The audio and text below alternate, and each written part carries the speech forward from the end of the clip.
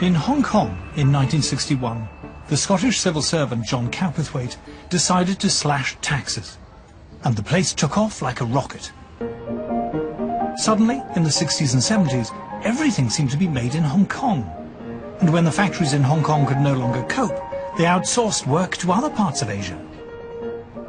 News of Cowperthwaite's miraculous reforms also spread, and soon they were being copied throughout the region with breathtaking results, even in mainland communist China. The main reason why they could see that this was the right thing to do was they could look at Hong Kong on their doorstep. The Chinese finally realized that, wait a second, there's something going on in Hong Kong here that we need to imitate. You know, this is a Chinese city, yet it's booming. If they can succeed so well in a little place like Hong Kong, if the whole of China moves from a socialist economy to a capitalist economy, what might be achieved? And the achievements have been very remarkable indeed. Instead of busts of Marx and Lenin, the Chinese started producing hundreds of statues of John Cowperthwaite, who was hailed as Asia's man of the century. Cowperthwaite's low-tax revolution then spread to Eastern Europe, which in the 90s was emerging from the nightmare of socialism. A low-flat tax was introduced in countries like Russia and Estonia and Latvia and Lithuania, where growth rates suddenly shot up to as high as 8%, 11%, even 12% a year. If you cut taxes, you make it easier to produce things, you make it easier to employ people, you encourage a dynamic economy, you sell more products, and you see your economy grow. It's as simple as that, really.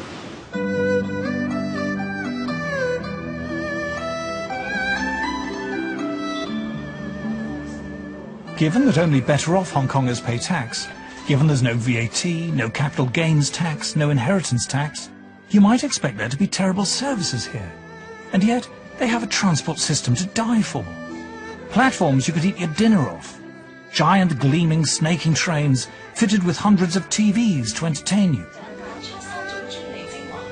In the International Health and Education League tables, Hong Kong is always near the top, far ahead of the UK. How? Well, strange as it may seem, when tax rates were lowered here, tax revenues actually went up.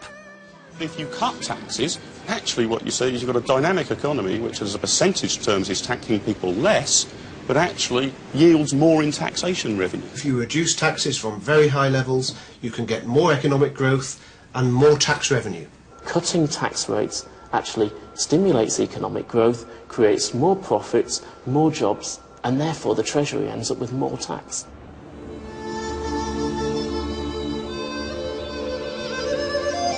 What was once a shanty fishing port is now one of the world's most important commercial centres. This is where the Asian economic miracle began. It's also one of the most exhilarating places on the planet. All these fast-growing emerging markets are very exciting places. If you just walk down the street in Hong Kong, you smell it in the air, you smell this optimism, this belief that people have that they can actually go out and achieve something, that they can build something. People can help themselves. If you give them the chance, if you give them more freedom, if you give the market more freedom to create wealth and job and investment, people will have job and help themselves. The lesson for nowadays government to learn is to learn the humility in front of the people. To learn that it's the people who create wealth, given the freedom. In communist China, the state controls around 28% of the economy. In Britain, the state controls 53% of the economy. It is almost an iron law of economics, supported by 35 years of statistical research, that the bigger the state, the lower the level and the growth rate of national output. The last government tested to destruction the idea that more spending was the answer. The size of the state in Britain is now huge. I mean, more than half of all the wealth created in Britain is expropriated by the state. The reason that the public sector has grown is because in the last couple of years, because of the recession, because of the financial crisis, it has affected the private sector. Now, I believe that any economy, in modern developed economy, will be mixed. You can argue exactly who ought to be doing what. I'm not doctrinaire about that. The public sector spends more than the private sector in Britain, doesn't it? Well, the public sector is an important part of our economy, of course, yes. The public sector is bigger than the private sector now, isn't it? Well, I mean, the two are mutually... The two parts of the economy depend on each other, don't they? Well, I mean, the public sector certainly depends on the private sector. I mean, it's debatable how much the private sector depends on the public sector. Well, government procures goods and services from the private sector. But with the private sector's money, all the wealth comes from the private sector, doesn't it? Well, the wealth comes from all of us. I mean, again, it depends quite what you define as wealth. When are we actually going to realise that a growing state sector doesn't work? 55%? 60%? 65%? How much of the economy have our political classes got to control until we say enough? Well, the era of big government is dead. The government can't expand any further, it can't tax any further, and it has a massive debt to repay. People have to realise they're their own master. The state has to step aside and allow them to take responsibility for themselves, for their family, and for their children. I've got £90,000 in my pyjamas.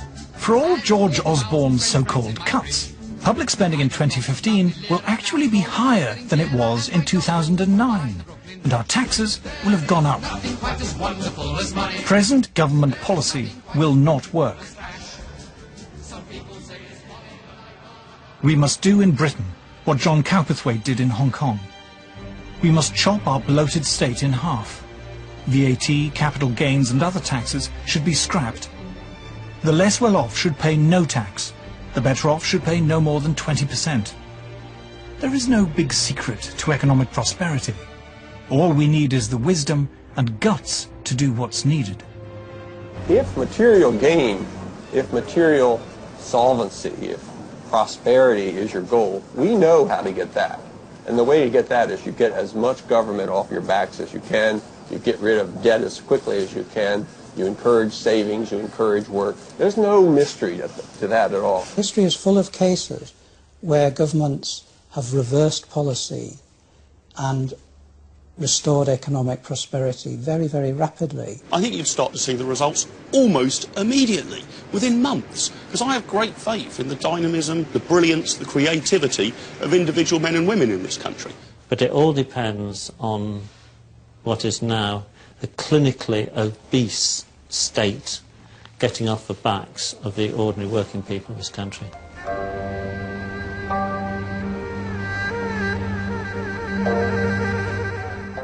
If you want a glimpse of what Britain used to be like in its glory days, don't go to a museum. Take a trip to Hong Kong. You learned the lessons, as it were, from the British of the 18th and 19th centuries. We can learn that lesson again, you think? Obviously, because we learn it from the British people.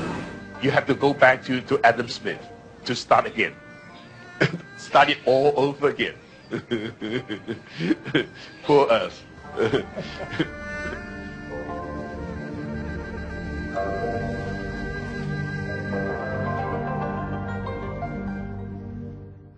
I've got £90,000 in my pyjamas. I've got 40,000 French francs in my fridge. I've got lots of lovely lira now. The Deutschmark's getting dearer, and my dollar bills will buy the Brooklyn Bridge. There is nothing quite as wonderful as money. Money, money, money. There's nothing like a newly minted pound. Money, money, money. Everyone must hanker for the muchness of a banker. It's accountancy that makes the world go round. Round, round. You can keep your Marxist ways, but it's only just a phase. For it's money, money, money makes the world go. Money.